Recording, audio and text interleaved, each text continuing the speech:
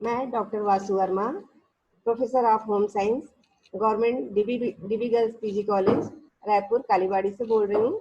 मैं आज आप लोग को बीएससी फर्स्ट ईयर की बेसिक न्यूट्रिशन में मिनरल्स टॉपिक पर चर्चा करूंगी।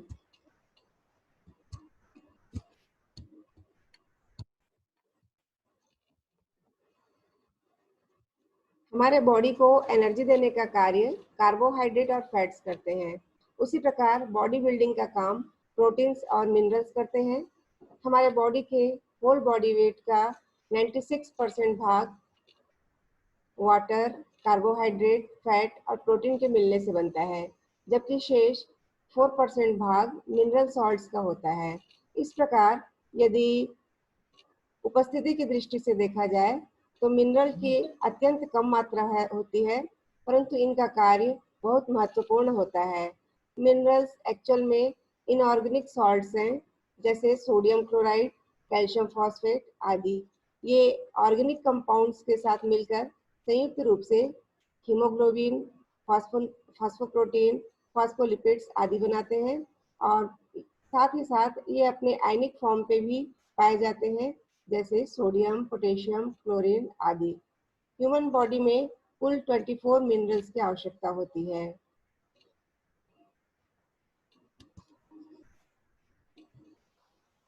Distribution of minerals in body. In free form cells में फ्री फॉर्म में पाए जाते हैं, टिश्यूओं में ये फ्री फॉर्म में पाए जाते हैं और उसी प्रकार से ये ऑर्गेनिक कंपाउंड्स के रूप में भी पाए जाते हैं, जैसे हीमोग्लोबिन, हीम और ग्लोबिन प्रोटीन के साथ मिलकर के फास्फोप्रोटीन, फास्फोलिपिड्स और उसी प्रकार से in form of mineral compounds sodium chloride, sodium bromide, calcium phosphate, calcium chloride, calcium bromide आदि। जो इनके फंक्शंस होते हैं, इनके कार्य होते हैं, उसको मुख्य रूप से हम दो भागों में बांट सकते हैं। एक तो है कि बॉडी बिल्डिंग का कार्य करता है, जैसे बोन्स का निर्माण करना, टीथ का निर्माण करना और इसके साथ मसल्स, टिश्यू, नर्व फाइबर्स, इन सबको बनाने में हेल्प करते हैं। और उसी प्रकार से हीमोग्लोबिन बनाने में मिनरल्स का रोल होता है। ये हार्मोन्स को बनाने में भी सहयोग देते हैं, जैसे थायरॉक्सिन, इंसुलिन आदि। और इसके साथ ये गैस्ट्रिक जूस में HCl बनता है, वह इन्हीं मिनरल से बनता है। तो ये उसका बॉडी बिल्डिंग फंक्शन हो गया। और उसी प्रकार से रेगुलेटरी फंक्शन भी करते हैं, जैसे एसिड बेस इक्विलिब्रियम, अम्ल और क्षार की मात्रा को बैलेंस करके रखना, हार्ट बीट को बैलेंस करके रखना, जिसके लिए कैल्शियम, सोडियम, पोटेशियम ये हेल्प करते हैं। ब्लड क्लॉटिंग में हेल्प करते हैं, जैसे कि कैल्शियम। और उसी प्रकार से कॉन्ट्रैक्शन और रिलैक्सेशन ऑफ मसल्स में इनका रोल होता है। सोडियम, पोटेशियम, कैल्शियम, फॉस्फेट ये जो होते हैं ये सब हेल्प करते हैं। और उसी प्रकार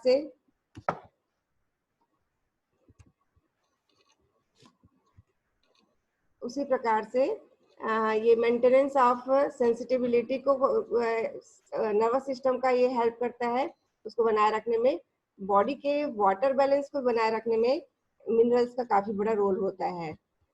मिनरल्स को हम दो मेजर पार्ट्स में डिवाइड कर सकते हैं। एक को कहेंगे मैक्रो न्यूट्रिएंट्स और दूसरे को कहेंगे माइक्रो न्यूट्रिएंट्स। मैक्रो न्यूट्रिएंट्स को मेजर मिनरल्स भी कहा जाता है। इसमें ये 100 मिलीग्राम पर डे के हिसाब से ये अधिक होते हैं, इसलिए इनको मेजर मिनरल्स कहा जाता है। जो माइनर मिनरल्स हैं, जिसको कि ट्रेस एलिमेंट्स भी कहा जाता है और साथ साथ माइक्रो मिनरल्स कहा जाता है, इनकी मात्रा 100 मिलीग्राम पर डे से कम की आवश्यकता होती है। ये आयन फॉर्म में पाए जाते हैं। आयंस के रूप में ये कैटायन और एनायन के रूप में होते हैं। कैटायन जो है पॉजिटिवली चार्ज्ड होते हैं, जबकि एनायन नेगेटिवली चार्ज्ड होते हैं। मिनरल सॉल्ट वाटर में डिसॉल्व होता है और ये इलेक्ट्रोलाइट्स तैयार करते हैं। अब मैं आपको मिनरल्स के मेजर के एग्जांपल्स बताती हूँ, जैसे calcium, magnesium, phosphorus, sodium, potassium, chloride, sulphur. ये जो 7 मिनरल्स होते हैं ये मेजर ग्रुप के अंतर्गत आते हैं। इनकी मात्रा हमको अधिक आवश्यकता होती है, जबकि माइक्रो न्यूट्रिएंट्स के अंतर्गत iron, manganese, copper, cobalt, aluminium, zinc, selenium, fluorine, fluoride sorry, और उसी प्रकार से bromine, chromium, cadmium, molybdenum, silicon, निकल और वेलेडियम, ये इनकी आवश्यकता होती है। इनमें से सोडियम, पोटेशियम, कैल्शियम, मैग्नीशियम ये बेसिक नेचर के होते हैं, जबकि शेष सभी जो मिनरल्स होते हैं ये एसिड नेचर के होते हैं। कैल्शियम मेजर मिनरल है, और कैल्शियम जो है वो आप सबको पता है कि मिल्क में काफ़ी अच्छी मात्रा में पाया जाता है, मिल्क और मिल्क प्रोडक्ट्स में अच्छी मात्रा में पाए जाते हैं ये। इसके साथ ये ग्रीन लीफी वेजिटेबल्स में भी अच्छी मात्रा में पाए जाते हैं। मोरिंगा लीफ जो मुनगे की पत्ती है काफ़ी अच्छी मात्रा में पाई जाती है। रागी में भी इनकी मात्रा काफ़ी अच्छी देखी जाती है, और ये बोन्स के टीथ के डेवलपमेंट के लिए बहुत आवश्यक होते हैं। जो नर्व इम्पल्स होते हैं इनको ट्रांसमिट करने में भी इनका काफ़ी रोल होता है। आपको पता है कि जब टिश्यू कट जाती है, छिल जाती है, कुछ समय बाद ब्लीडिंग आप ही आप रुक जाता है, तो उन समय में ये जो कैल्शियम होता है ये फोर्थ फैक्टर के रूप में काम करता है और ब्लड क्लॉटिंग में हेल्प करता है। ये हमारे हार्ट बीट को नॉर्मल बनाए रखने में हेल्प करते हैं, नॉर्मल मसल्स एक्टिविटी को बनाए रखने में हेल्प करते हैं। अगर किन्हीं कारणों से कैल्शियम की कमी हो जाती है तो बच्चों में रिकेट्स नामक प्रॉब्लम देखा जाता है, जबकि बड़ों में ऑस्टियोमलेशिया, ऑस्टियोपोरोसिस देखा जाता है। बच्चों में वेट अधिक होने के कारण ये जो सॉफ्ट टिश्यूज होते हैं ये टिश्यूज काफ़ी पोरस हो जाती हैं, और उसके कारण उसको बॉडी वेट को सहन नहीं कर पाता, और उस हिसाब से ये मुड़ जाते हैं, पैर जो है मुड़ जाते हैं, और ये प्रॉब्लम्स देखे जाते हैं। इसके साथ साथ टिटेनी का भी प्रॉब्लम देखा जाता है, मसल्स में खिंचाव आ जाती है, ऐंठन आ जाता है, काफ़ी पेनफुल कंडीशन होती है। तो इस तरह से वो कैल्शियम है जो कि हमारे बॉडी के लिए बहुत ही आवश्यक होते हैं। डेली हमको मिल्क अपने फूड में लेना चाहिए, मिल्क और मिल्क प्रोडक्ट्स अच्छी मात्रा में लेना चाहिए। अब दूसरा जो मेजर मिनरल है इसमें आता है क्लोराइड। क्लोराइड जो है ये टेबल सॉल्ट में काफ़ी अच्छी मात्रा में होता है, सी फूड में अच्छी मात्रा में पाया जाता है, सी फिश में अच्छी मात्रा में पाया जाता है, एग्स में भी अच्छी मात्रा में क्लोराइड पाए जाते हैं। ये गैस्ट्रिक एसिडिटी को बनाए रखने में हेल्प करते हैं, एसिड बेस इक्विलिब्रियम को बनाए रखने में हेल्प करते हैं, ये बॉडी के फ्लूइड इलेक्ट्रोलाइट बैलेंस को बनाए रखने में हेल्प करते हैं, और हाइड्रोक्लोरिक एसिड जो कि गैस्ट्रिक जूस में पाया जाता है उसको तैयार करने में क्लोराइड का काफ़ी महत्वपूर्ण रोल होता है। और अगर इनकी मात्रा कम मात्रा में सिक्रेट होते हैं या कम मात्रा में फूड में लिए जाते हैं तो उनसे गैस्ट्रिक एसिडिटी जो है वो ठीक से नहीं हो पाती है, और ब्लड का पीएच भी नॉर्मल नहीं रहता है, नौशिया देखी जाती है। नौशिया से जी मिचलाना जैसे कंडीशन देखी जाती है। उसी प्रकार से अगला जो आपका मेजर मिनरल है इसमें आता है फास्फोरस। फास्फोरस कैल्शियम के साथ जुड़ा हुआ रहता है, प्राय कैल्शियम जिन जिन सोर्स से प्राप्त होते हैं उनमें फास्फोरस भी पाए जाते हैं। मिल्क और milk products, cheese, lean meat, poultry, fish, whole grain, legumes, nuts, इन सब में भी अच्छी मात्रा में फास्फोरस पाए जाते हैं।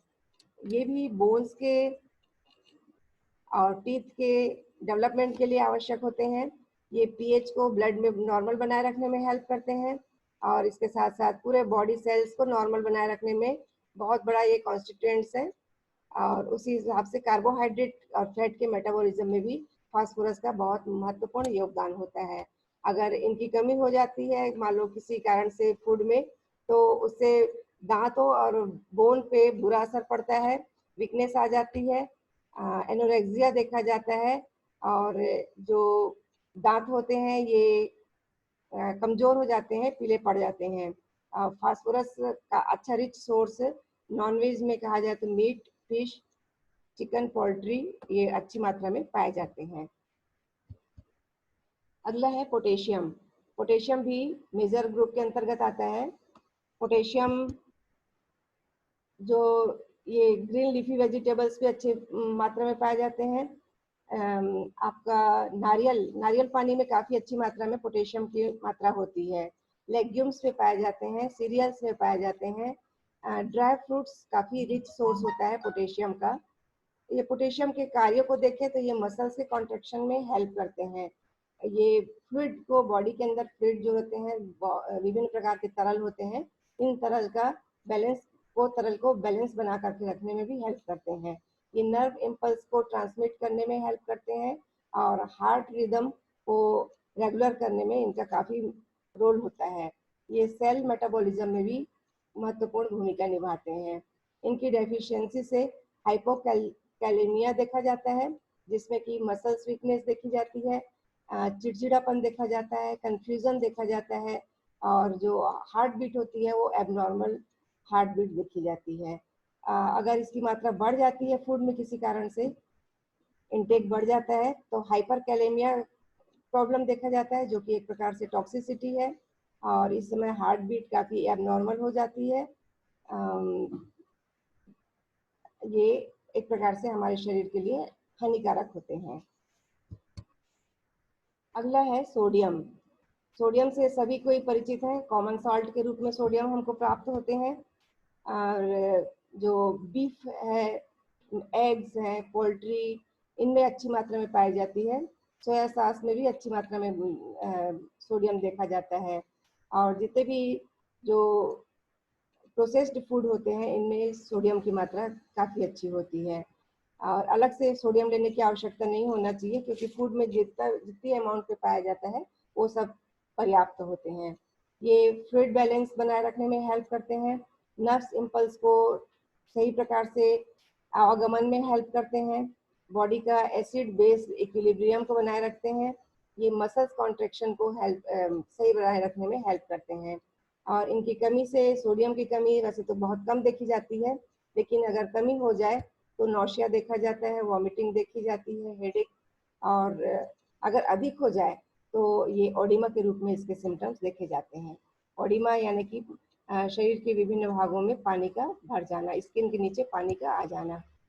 अब उसी प्रकार से मैग्नीशियम जो है, यह भी काफ़ी महत्वपूर्ण एक मिनरल है, और कैल्शियम के साथ मैग्नीशियम भी जुड़ा हुआ रहता है। उन सोर्स में मैग्नीशियम भी पाए जाते हैं।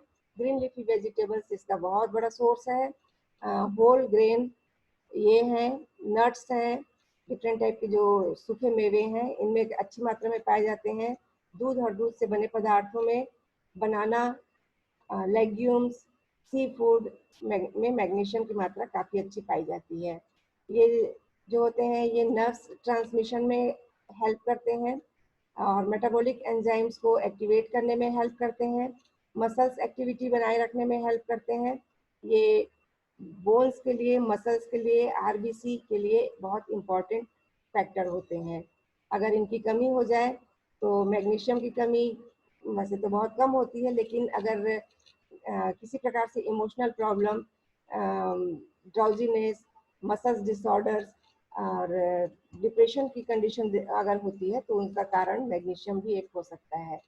अब हम आते हैं माइनर मिनरल्स के साथ, माइक्रो मिनरल्स के साथ। तो माइक्रो मिनरल में आता है सबसे पहले आपका आयरन। आयरन से सभी कोई परिचित है। आयरन हर एज ग्रुप के लिए आवश्यक होता है। ये मसल्स में meat, poultry, shellfish, liver, legumes, dry nuts, whole grain, इन सब में अच्छी मात्रा में पाए जाते हैं। और आयरन जो होते हैं, ये रागी में भी अच्छी मात्रा में पाए जाते हैं। और इनका जो फंक्शन होता है, ये हीमोग्लोबिन बनाते हैं। हीमोग्लोबिन में हीम और ग्लोबिन मिलकर के ऑक्सीजन का अवशोषण करते हैं और कार्बन डाइऑक्साइड को लंग्स तक ला करके छोड़ने में हेल्प करते हैं। और इसके साथ साथ एंजाइम्स को बनाए रखने में भी इनका बहुत बड़ा रोल होता है। आप सबको पता है कि आयरन की कमी से जो प्रॉब्लम देखा जाता है उसको एनीमिया कहा जाता है। एनीमिया शरीर में रक्त की कमी के कारण दिखाई देते हैं, और हीमोग्लोबिन की मात्रा इसमें कम हो जाती है, आरबीसीज की मात्रा कम हो जाती है। और ये जो एनीमिया है, ये अगर सीवियर कंडीशन पे आ जाता है तो वीकनेस देखी जाती है, थोड़ा सा काम करने पे ज़्यादा थकान आती है, डिजीनेस देखा जाता है, लॉस ऑफ वेट देखा जाता है, इम्यूनिटी पावर का कम होना देखा जाता है, और हाथ पैरों में कंपन देखी जाती है, ठंडा, हाथ पैर ठंडे पड़ जाते हैं, ये लक्षण भी देखे जाते हैं। और ये जो एनीमिया है, ये एनीमिया बहुत बड़ा एक इंडिया के लिए, और छत्तीसगढ़ में तो है ही, छत्तीसगढ़ में ग्रामीण क्षेत्रों में एनीमिया के लक्षण काफी देखे जाते हैं। गवर्नमेंट ने इसको सुपोषण आहार के उसमें एक अपना अभियान के रूप में लिया है, और ग्रामीण क्षेत्रों में एनीमिया को दूर करने के लिए विभिन्न प्रकार के प्रयास शासकीय रूप से भी किया जा रहा है। अब आते हैं आयोडीन के साथ। आयोडीन ये हमारे को भोज्य पदार्थों में प्राप्त होते हैं, प्याज है, सी फूड है, जो आयोडिनाइज्ड सॉल्ट है, इनमें अच्छी मात्रा में आयोडीन पाए जाते हैं, और ये मेटाबॉलिक फंक्शन को नॉर्मल बनाए रखने में हेल्प करते हैं। बच्चों में क्रेटिनिज्म देखा जाता है, यानी कि बौनापन देखा जाता है। बच्चे जो हैं ये हाइट सही प्रकार से नहीं प्राप्त कर पाते, स्किन मोटी हो जाती है, हेड रफ हो जाता है, बाल काफ़ी रफ हो जाते हैं, और ये जो पेशेंट होते हैं ये फिजिकली के साथ साथ मेंटली भी रिटार्डेड होते हैं। इनमें सही प्रकार से स्पीच, बात करने की क्षमता बच्चों में नहीं देखी जाती, तो ये क्रेटिनिज्म है। क्रेटिनिज्म के साथ साथ मिक्सिडिमा देखी जाती है, ग्वाइटर देखा जाता है। ग्वाइटर अधिकांश ये पहाड़ी क्षेत्र के लोगों में देखा जाता है, और गले में जो थायराइड ग्लैंड होते हैं उसके नीचे, उसके आजू बाजू पूरी स्वेलिंग देखी जाती है। तो ये ग्वाइटर जो है वो पहाड़ी क्षेत्र में, या जहाँ पर समुद्री खान पान नहीं मिलता है, समुद्र के आहार नहीं मिलते, वहाँ पर इसकी प्रॉब्लम देखी जाती है। अगला है जिंक। जिंक जो है ये भी सी फूड में पाए जाते हैं, नॉनवेज में पाए जाते हैं, और मिल्क में अच्छी मात्रा में जिंक होती है। जो व्हीट ब्राउन होता है, गेहूं का जो आटा होता है, इसमें भी अच्छी मात्रा में पाए जाते हैं। लेग्यूम्स में पाए जाते हैं। ये formation of collagen, collagen fibres को बनाए रखने में जिंक का काफ़ी महत्वपूर्ण रोल होता है। अगर किसी प्रकार से घाव हो गया है शरीर में, तो उसकी हीलिंग में हेल्प करते हैं। ये अपने टेस्ट बर्ड्स को नॉर्मल बनाए रखने में हेल्प करते हैं, ग्रोथ को नॉर्मल ग्रोथ बनाए रखने में हेल्प करते हैं। इम्यून सिस्टम को ठीक रखने में जिंक का काफ़ी रोल होता है, और जिंक की कमी से भी ड्वार्फिज्म देखा जाता है, बौनापन देखा जाता है। जिंक की कमी से एनीमिया भी देखी जाती है, लॉस ऑफ एपेटाइट, भूख का न लगना, स्किन चेंजेस, स्किन में चकत्ते पड़ना, ये सब प्रॉब्लम भी देखी जाती है। और जो वुंड हीलिंग है, घाव भरने की क्षमता है, वह कम हो जाती है। और उसी प्रकार से हमारी जो मुंह का टेस्ट होता है वह भी सही प्रकार से बिगड़ जाता है। मुंह का टेस्ट एक प्रकार से काम नहीं करता ठीक से। ये युवतियों के लिए, महिलाओं के लिए काफ़ी महत्वपूर्ण होते हैं। जो स्लीप प्रॉब्लम है उससे दूर रखता है ये। अगर किन्हीं को स्लीपिंग प्रॉब्लम है, बहुत ज़्यादा नींद का आना या नींद का ना आना, तो उस समय जिंक का डोज या जिंक का फूड में इस्तेमाल किया जा सकता है। जो आई है वो, आंखें बहुत फड़कती हैं, ट्विचिंग देखी जाती है, स्किन प्रॉब्लम्स देखे जाते हैं, मसल्स स्पाज्म देखा जाता है, और इसके साथ साथ हेयर्स का झड़ना देखा जाता है, माइग्रेन पेन देखी जाती है, मूड बहुत टेंस होते हैं, सॉरी, मूड जो है बहुत चेंज होते रहते हैं, चिड़चिड़ापन देखा जाता है, फटिग भी देखी जाती है। ये ड्वार्फिज्म है, ये फिजिकल ग्रोथ काफ़ी कम हो जाती है। अगला है फ्लोराइड। फ्लोराइड जो है ये ऐसे वाटर पे जहाँ पर कि नीचे से फ्लोराइड के माइंस वगैरह हो या स्टोन वगैरह हो, अगर वहाँ से गुजरने वाली पानी का सोर्स होता है, उसमें ये फ्लोराइड की मात्रा आ जाती है। सी फूड में भी फ्लोराइड अच्छी मात्रा में देखी जाती है। ये दांतों के स्वास्थ्य के लिए अच्छे होते हैं, लेकिन अगर इनकी कमी हो तो टूथ डिके देखा जाता है। ऑस्टियोपोरोसिस के भी चांसेस इसकी अधिक मात्रा में लेने से हो जाते हैं। ये टॉक्सिसिटी देखी जाती है, फ्लोरोसिस देखा जाता है, और अगर लंबे समय तक के ले तो डेथ की भी संभावना इस मिनरल की अधिकता के कारण देखा जाता है। ये दांत खराब हो गए हैं, ये फ्लोराइड की अधिकता के कारण फ्लोरोसिस देखा गया है। तो इस प्रकार से मैंने अपनी बात आप लोग के सामने रखी, आप लोगों को समझ में आया होगा। चलिए, धन्यवाद।